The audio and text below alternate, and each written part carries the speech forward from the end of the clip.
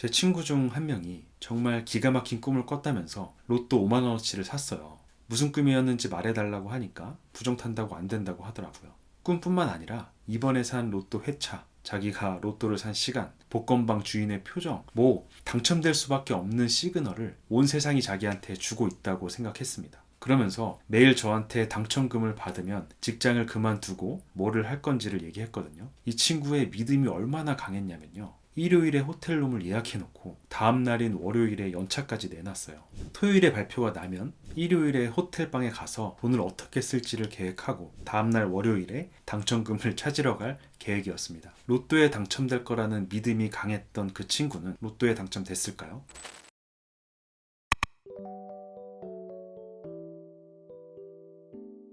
안녕하세요, 이너게임입니다. 끌어당김의 법칙, 시각화로 대표되는 시크릿, 꿈꾸는 다락방, 해빙, 웰싱킹 이런 책들이 엄청난 인기를 끌었죠. 여러분들은 이런 책들을 읽고 간절하게 원했던 일들을 전부 이루셨나요? 아니면 주변에서 끌어당김의 법칙을 써서 원하는 만큼의 큰 성공을 한 사람들을 보셨나요? 오늘은 끌어당김의 법칙에 대한 대표적인 오해를 해소하고 이를 제대로 사용하는 방법에 대해서 말씀드려볼게요. 오늘 이야기를 들으시면 끌어당김의 법칙으로 로또 당첨이 가능한 것인지 또 알 수 있을 겁니다. 여러분들 끌어당김의 법칙을 한 문장으로 표현해 보세요. 아마 대부분 이렇게 표현하실 것 같은데요. 간절히 원하면 이루어진다. 이것이 끌어당김의 법칙에 대한 가장 큰 오해입니다. 끌어당김의 법칙은 진심으로 믿으면 이루어진다. 이렇게 표현돼야 합니다. 사람은 원하는 것이 아니라요. 믿는 것을 끌어당깁니다. 진심으로 믿으면 이루어진다. 이 한 문장을 마음에 품고 책을 다시 한번 읽어보세요. 그럼 원하는 것이 아니라 믿는 것에 포커스가 맞춰져 있음을 아실 거예요. 만약에 간절하게 원하는 것이 이루어진다면 세상에 가난한 사람은 없겠죠. 사람들이 부자로 살지 못하는 이유는 내가 부자가 될 거라는 믿음, 책에서 나오는 표현대로라면 내가 이미 부자라는 믿음을 갖지 못하기 때문입니다. 믿음이라는 게 어떻게 생겨요? 실제로 그것을 체험했을 때 생기잖아요. 내가 부자임을 믿으려면 내가 이미 부자임을 체험하는 것이 중요합니다. 그래서 시크릿에서는 믿는 척 연기를 하라고 하고 꿈꾸는 다락방에서는 미리 그 장소에 가보거나 머릿속으로 동영상 시뮬레이션을 하거나 글로 적는 등의 작업을 해서 믿음을 강화하라고 하죠. 웰싱킹에서는 시각화를 통해서 무의식에 새겨버리라고 하고 해빙에서는 소비를 한 뒤에 내가 소비할 수 있음에 내가 가지고 있음에 감사하고 기쁨을 느끼라고 말하죠. 이것은 모두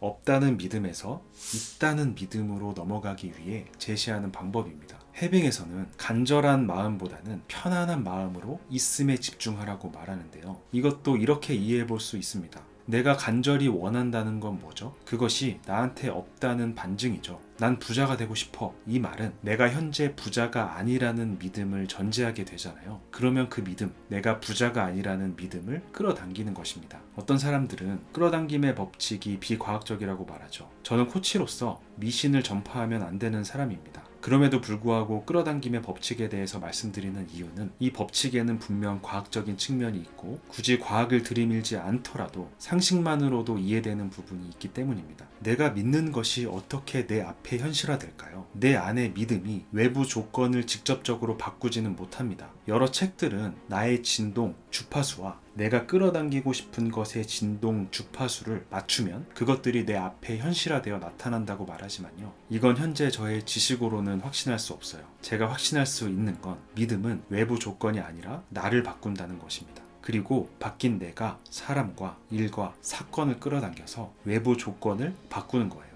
저는 이게 끌어당김의 법칙의 핵심이라고 생각해요. 나머지 부분들은 사실 증명하기도 어렵고 극적인 스토리도 많이 가미됐다고 생각하는데 믿음이 나를 바꾸고 바뀐 내가 사람과 일과 사건을 끌어당겨서 외부 조건을 바꾸고 결국 원하는 것을 취하게 된다는 생각에는 100% 확신이 있습니다. 만약에 내가 정말 부자라는 믿음이 생기면 나는 어떻게 바뀔까요? 믿음이 바뀌면 뇌가 바뀌고 호르몬이 바뀝니다. 이건 과학이에요. 생각이 바뀌고 행동이 바뀌죠. 그리고 감정이 바뀝니다. 감정이 바뀌면 능력이 달라집니다. 부정적인 감정으로 행하는 일과 긍정적인 감정으로 행하는 일의 성과가 어떻게 다른지는 다들 경험해 보셨죠? 또 믿음은 무엇을 바꿀까요? 믿음은 해석을 낳습니다. 성공한다는 믿음이 확고하면 나에게 나타나는 모든 신호를 내가 성공할 징조로 해석하게 됩니다. 자신감이 확 올라가겠죠. 만약에 내 남자친구가 바람을 피고 있다고 믿으면 남자친구의 모든 말과 행동이 그렇게 해석되는 것과 마찬가지죠. 믿음은 또 뭘 바꿔놓을까요? 믿음은 눈빛을 바꾸고 자세를 바꿉니다.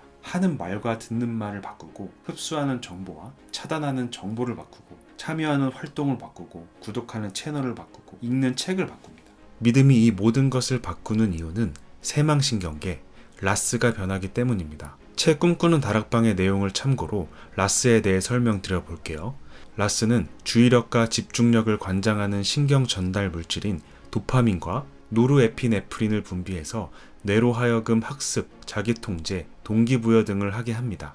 라스는 뇌 속에서 특수한 기능을 수행하는데요.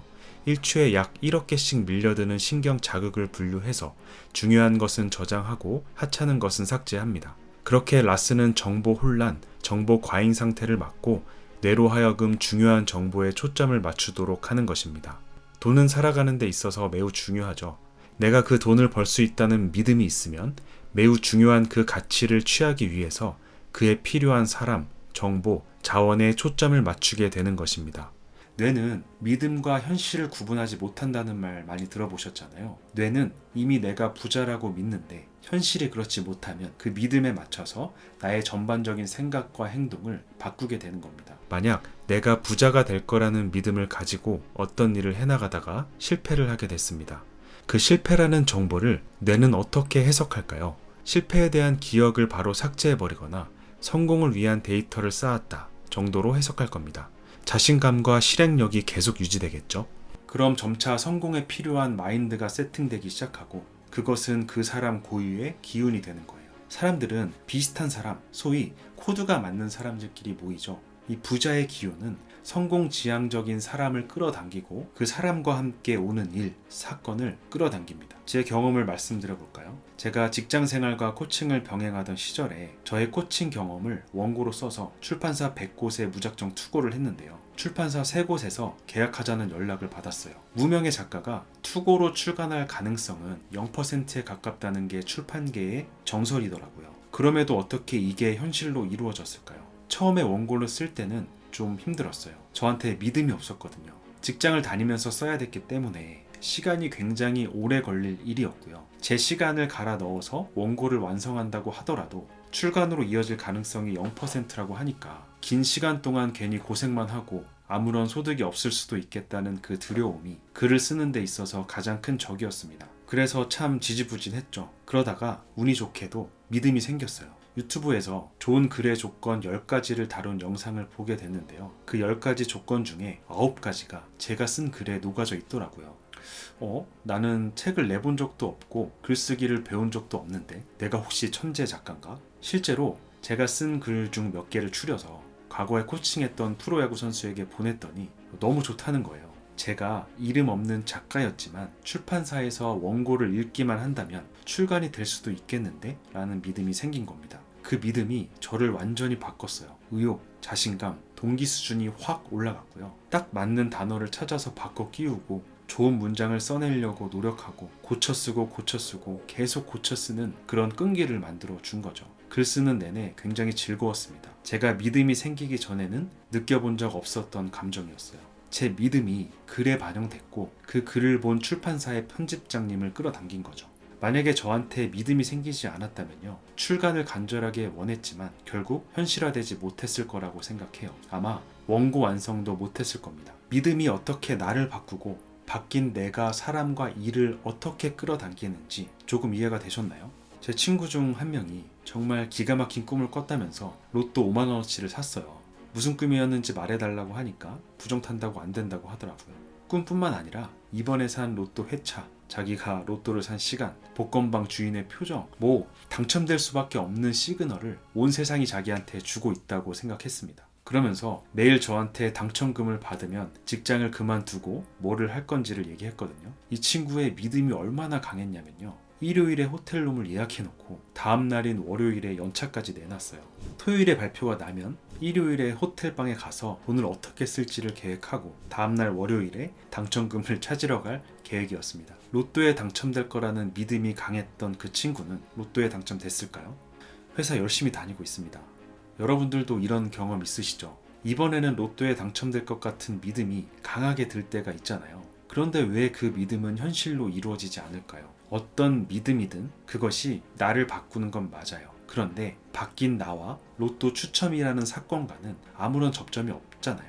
바뀐 내가 추첨이라는 사건에 어떤 영향을 미칠 수 있나요? 없죠. 저는 맨체스터 유나이티드의 오랜 팬이고요. 매번 경기를 챙겨보는데요. 이기기를 간절히 원하고 이길 거라는 믿음도 있는데 질 때가 많아요. 믿는 것을 끌어당긴다는데 이건 왜 실현되지 않을까요? 바뀐 나와 그 사건에 접점이 없죠. 저는 집에서 TV를 보면서 응원을 하고 있고 그들은 수천 킬로미터 떨어진 그곳에서 실제로 경기를 하고 있으니까요. 접점이 없는 일뿐만 아니라 믿음이 생기기 전에 이미 어떤 사건이 벌어졌고 결과를 기다리는 상황에서도 믿음이 생긴다고 한들 효과를 발휘하지 못합니다. 결국 바뀐 내가 영향력을 미칠 수 있는 접점이 중요한 건데요. 그럼 반드시 그 접점이 맞닿아 있어야 하나?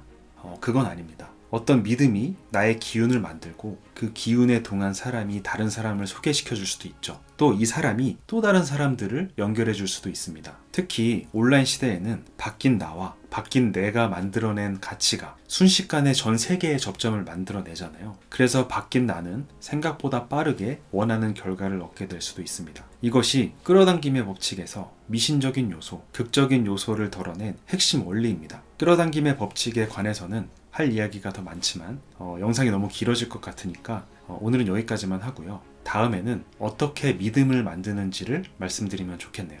오늘의 코칭 질문입니다. 여러분들은 꿈을 간절히 원하고 있나요? 아니면 그 꿈이 반드시 이루어질 거라고 믿고 있나요? 이너게임을 시작해 보십시오.